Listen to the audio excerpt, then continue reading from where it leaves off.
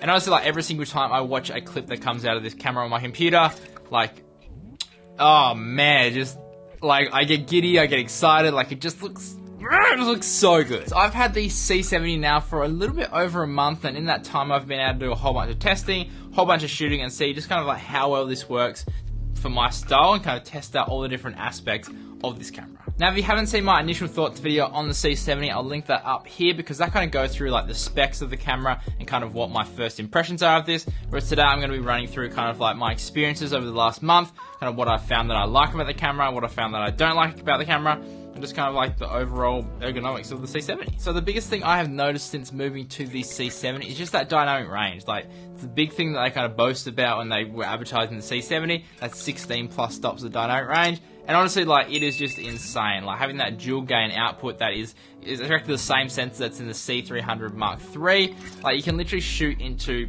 like, daylight, and you can have shade, and you can still see pretty much everything that's in the shade. Like, it's just insane. And for me as a YouTuber, because I'm always doing like kind of like run and gun stuff to try to capture content and whatnot, I'm kind of sometimes shooting in unfavorable lighting conditions, like in the middle of the day, or times when there's like very, very high contrast, so like direct sunlight, or potentially in like a shade. So this is like just coming super handy, because just having that extra dynamic range, knowing that in the shadow areas there's going to be actual detail and it's going to be pretty clean as well, is just absolutely amazing. As an example, like check out this clip. So the main subject is in the shade, and obviously the background is like broad daylight, and you can see that it's quite bright, but it's not blown out, which is just insane. Like on any other camera, it would just be like basically pure white, but there's still so much detail there, even though like we're shooting and exposing for the shadow. Like it's crazy. Now for all my clips that I've been shooting on this C70, I've been shooting in that C-Log 2 profile, which is the really, really flat one. And I've also been trying to shoot at ISO 800, which is the base ISO, which is going to give you the most amount of dynamic range. Now, if you do shoot above or below ISO 800, then you will sacrifice a little bit of dynamic range. And if you shoot above 4K 60 as well, that actually turns off the dual gain output. So you will sacrifice quite a bit of dynamic range there. I think it goes down to about 13 stops or something. So it's still really good, but it's just nowhere near as good as if you're shooting with that dual gain output on. Now, just to clarify as well, dual gain output is not dual base ISO. So a lot of cameras now have dual base ISO, which basically means that, say, you're shooting at base ISO 800, and then you crank it up to, say, 12,800, like on the Sony a7S III.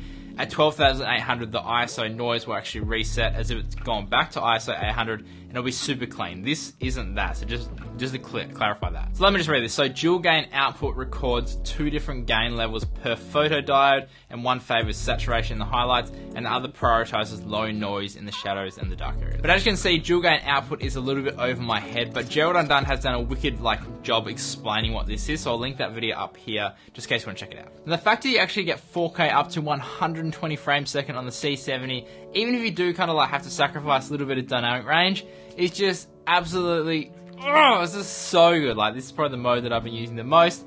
And the cool thing as well is that you still retain dual pixel autofocus, and you also still can record audio in this mode as well. And because I haven't really had proper access to 120 frames a second, like the C200 does do it, but you don't get autofocus in it, which kind of makes it a little bit useless. The fact that I hadn't had access to it means that I've been using it way too much. Like, pretty much everything I shoot now is in 100 frames a second because I'm in Australia and shooting at 25 frames a second, but it's pretty much all in slow motion. Now, I have to say that one thing I have noticed when shooting at 4K and 100 frames a second is that the autofocus feels a little bit slow. Like, even though it is using dual pixel autofocus, it kind of seems like it might be going back to that contrast based autofocus. Look at this clip. So I'm trying to focus on a kookaburra that's basically in the middle of the frame, and it's back focused, but look how long it takes to actually pull focus to the kookaburra, and for it to realize that there's actually something in the frame. Like, if it was shooting at 25 frames a second, it would have no problem doing that with the dual pixel autofocus version 2.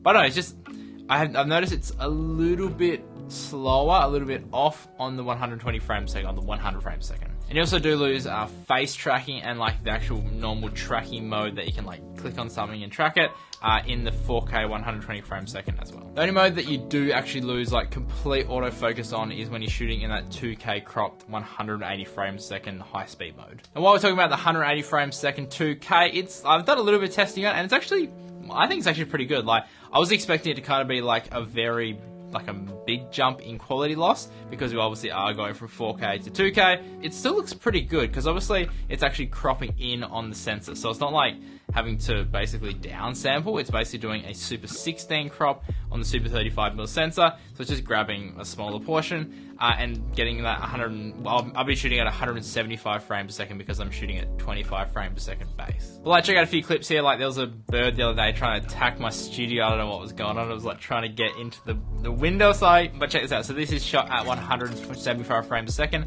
And like going from 100 to 175, it's obviously like nearly another 2 times slower, but it's like a big difference, like especially with a bird flapping. Like there's a very fast movement and this is capturing it pretty dang good. And if you punch in, you can actually see that there's still quite a bit of detail, like on the bird's face and whatnot. Like obviously the only downside is that you don't get that autofocus, so it makes it, you have to be in like a very controlled environment to be able to use it and actually get good focus. Now, another thing I absolutely love, and I hope that all cinema cameras have this like moving forwards into the future, is that digital IS. Now, the digital IS on the EOS R was something that I use like all the time. It just gets rid of any little like micro jitters and micro shakes. Like obviously it's not perfect, and in some situations it can actually make your clips look really, really funky.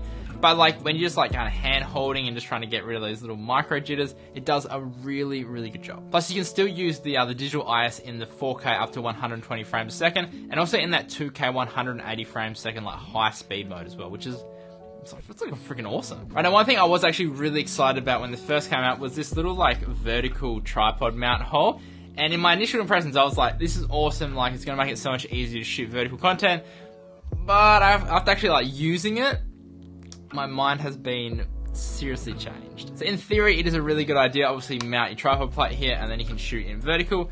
But the problem is that when you actually mount a tripod plate to it, and like this is a pretty small one as well, you do lose access to the SD card slot, which is really, really frustrating. So basically every time you want to offload footage, you have to then take the tripod plate off and then open up the SD card slot, which kind of like defeats the purpose because then it just adds an extra step to your workflow. And then once you finish offloading your footage, then you have to then reverse the process and do it all over again. And just like I was shooting a whole bunch of like batch TikToks, and every single time I did like a few, I just wanted to kind of offload and just double check and make sure everything was all good.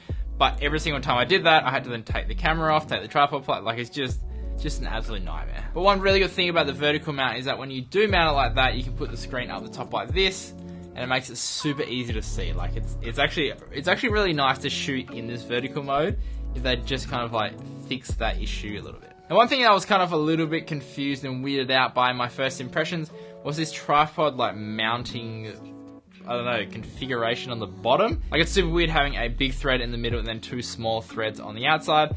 But I actually found that it's very, very good if you're going to use it on a gimbal. So in the past with weird shaped cameras like, you know, the Blackmagic Pocket 4K, Pocket 6K, where they're really wide, you would have had to get like this weird extension like tripod plate thing to mount it on a gimbal. But because this has offset 1/4-20 screws, you can actually just mount the plate on either one of these and then mount it straight on the gimbal. You don't need any extra accessories or any extra plates and stuff.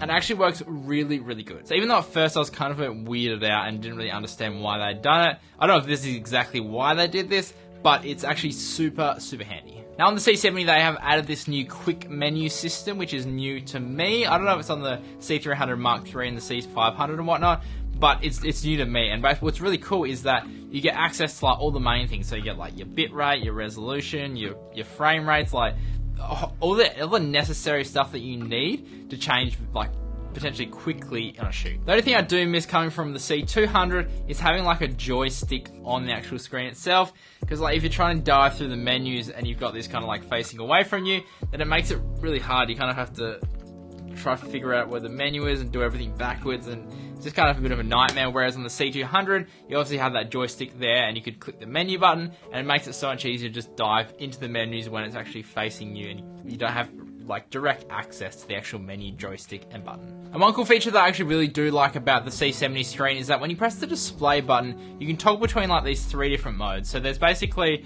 a full screen with all your display and everything on there, And then the second mode is like an inset display. So you still get access to basically like a clean view of what you're seeing, but then your essential information is around the outside, but you do lose access to the quick menu when you're in that mode. And then there's a full screen with no info. So if you just want like a clean display, then you can do that as well. And one thing that the C200 doesn't have is an actual like conversion LUT that you can apply in camera, kind of. Like when you're in the C70, there's this option where you can basically apply a conversion LUT, so it converts whatever your mode is. So when I'm shooting in C-Log 2, you can convert that back to Rec 709 and actually view what that's going to look like on the display itself. And if you've ever shot in like a log format, then you'll realize like how hard it is to kind of like see what the final look's going to look like, especially if you're using like colored lights and whatnot. Like it's basically nearly impossible to see kind of like what color they are and how they're affecting the image when you're viewing it in log. And since finding this out on the C70, I actually literally haven't turned it off. So every single time I'm shooting,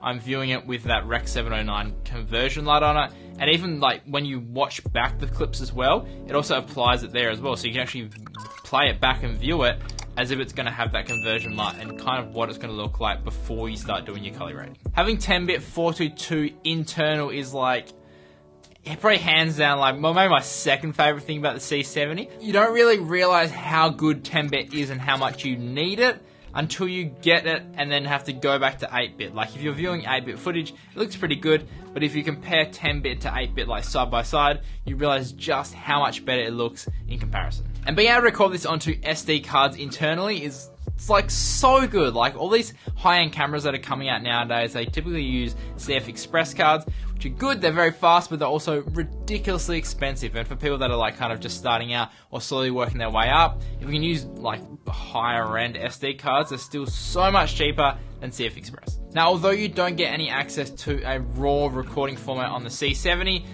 I don't think you actually really need it. Like, the internal codecs are really, really strong. You get 10-bit 422, you have that dual gain output, so you get, you know, that high dynamic range look.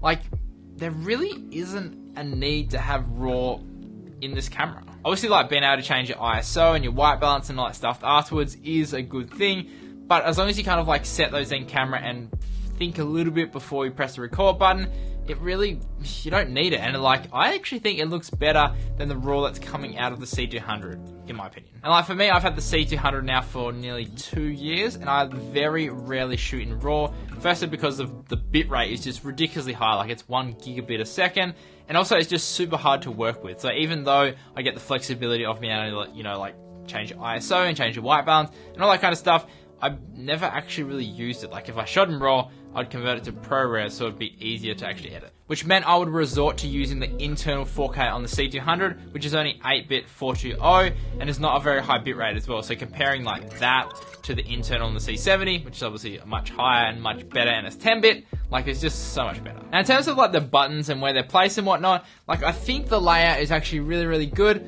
apart from the menu button. Now for me, I prefer the menu button to be kind of like up here at 7 or 8, just because that's like typically where it is on DSLRs. Kind of like as you're shooting and stuff, you press up here. Having it down here, it's kind of like, I think it's in a weird spot. Whereas if it was up the top, it's obviously easier to access if you're holding it with the handle. And also it's just in a better position. Now obviously you do have access to be able to reassign buttons, so I could just put the menu button on number 7, but I'm just talking about straight out of the box. I think it's in like a bit of a weird spot. But honestly, after using the C70 for a bit over a month, like I am just freaking in love. It is just such a good camera. The images coming out of it are just absolutely insane. Obviously now I have been using it for a while, I'm becoming more comfortable with it and actually feels quite natural to use. And honestly, like every single time I watch a clip that comes out of this camera on my computer, like, oh man, just like I get giddy, I get excited, like it just looks so good. Alright guys, if you did enjoy this look at the C70, then consider liking and subscribing. And if you want to find out more about the C70 or watch that first impressions video, I'll leave them linked down below. But as always guys, stay creative and just be you. See ya.